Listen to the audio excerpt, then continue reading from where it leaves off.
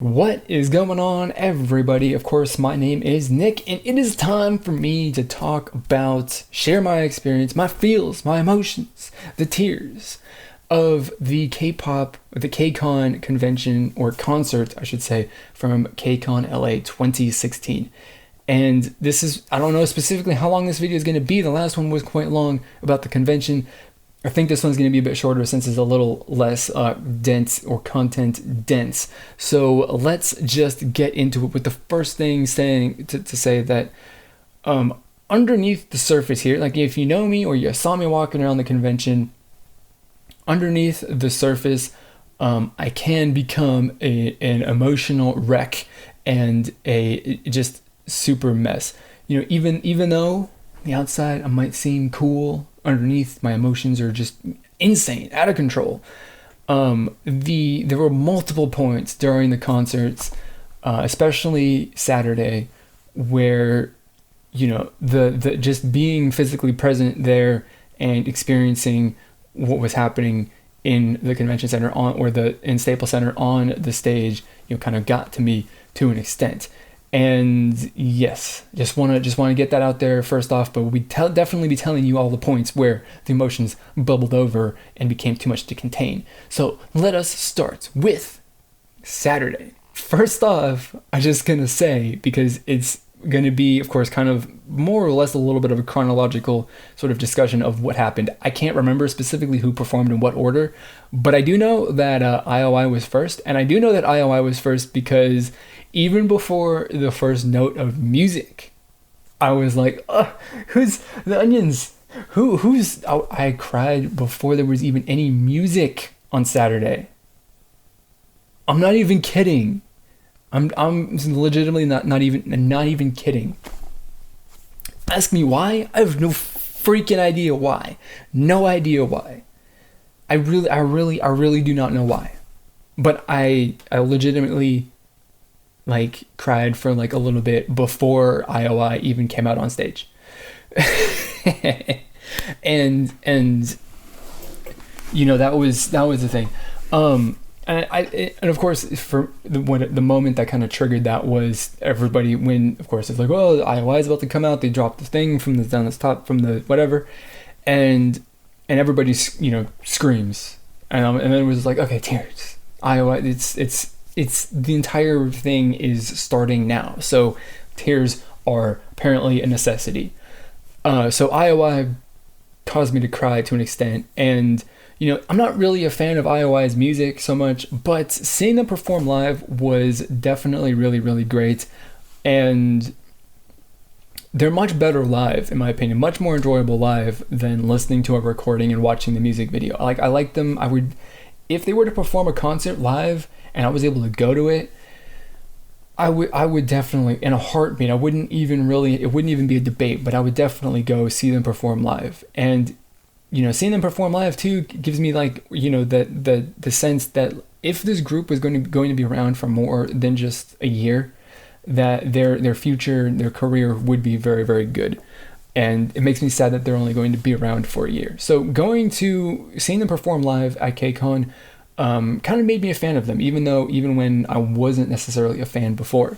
So there was that. Not to mention they made me cry. So I guess that counts for something. Somebody who didn't make me cry was Dean, and Dean was awesome. He was, he did what he does. He was, Dean, I think he only performed like 2 songs, at least, maybe 3. I know that max every single person who performed on Saturday and Sunday too performed 3 songs, which made the entire night go by really, really quickly. But Dean was great. He had 2 songs. Amber, of course, Shake That Brass, such a fun song. It's so great. Really, really great song. And then of course she just had to whip out Borders, or whatever this, God, hopefully I got that name of that song right. And listening to that song sung live versus, when I first listened to it, when I made my review for it, and just listening to the recording of it is completely different. My experience of it live was completely different from my experience listening to it for the first time. Because when I listened to it and when I listened to the recordings, on my iPod or whatever, it's mostly like I really wish that I just like hearing her sing because her voice is fantastic. But hearing it live was definitely 100% an emotional experience, and of course I cried. It's just I hearing Amber sing that song made me cry.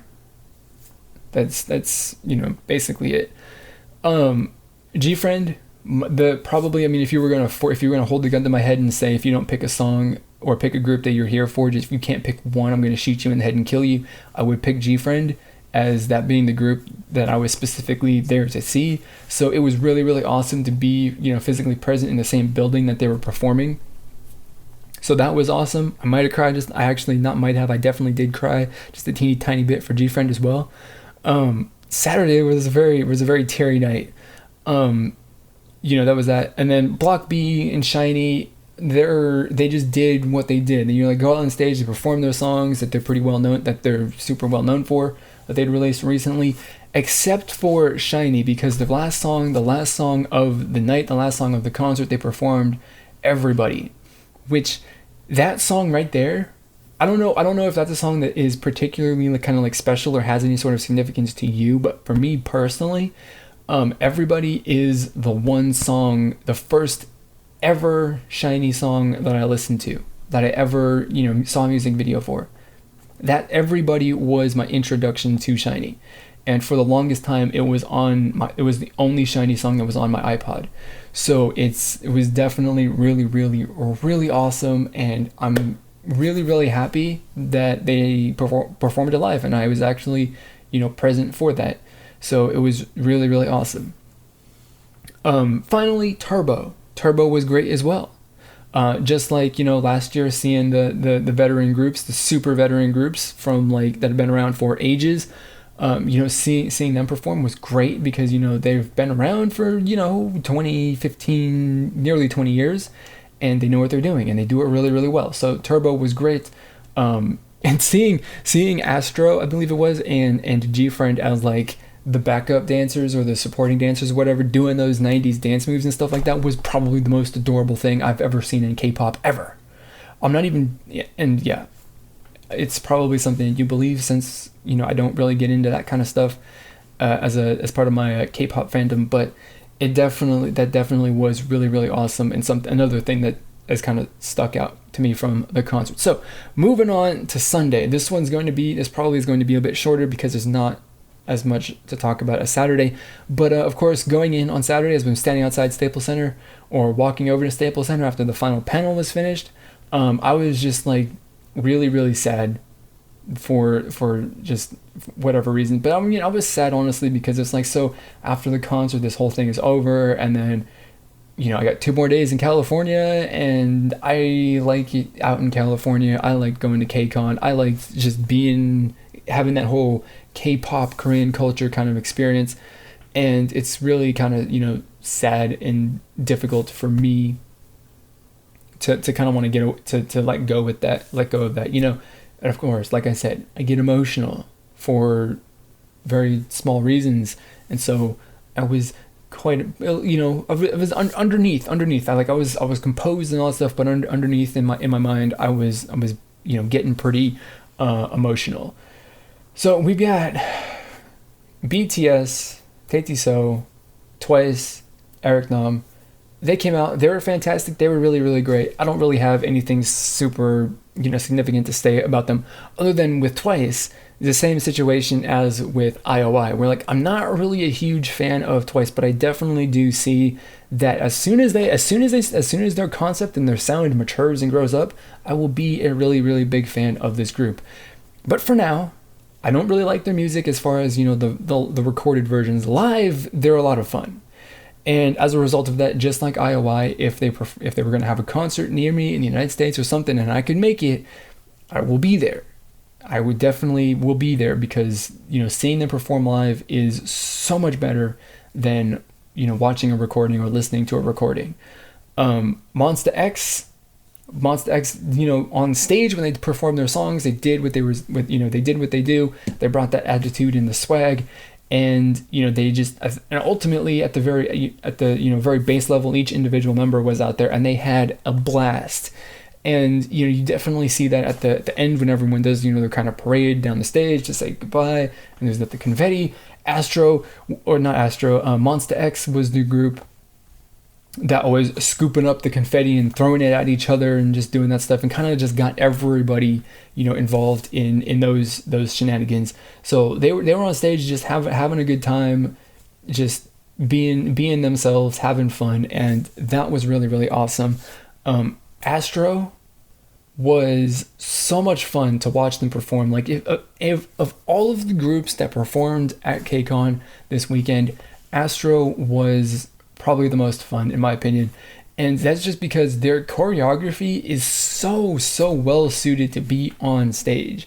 It is so big and dramatic, and there's so many like dramatic and exaggerated kind of movements and big moves in their choreography that you can see like anywhere in the stadium, that just no matter where you were at, it was definitely something that was really, really awesome.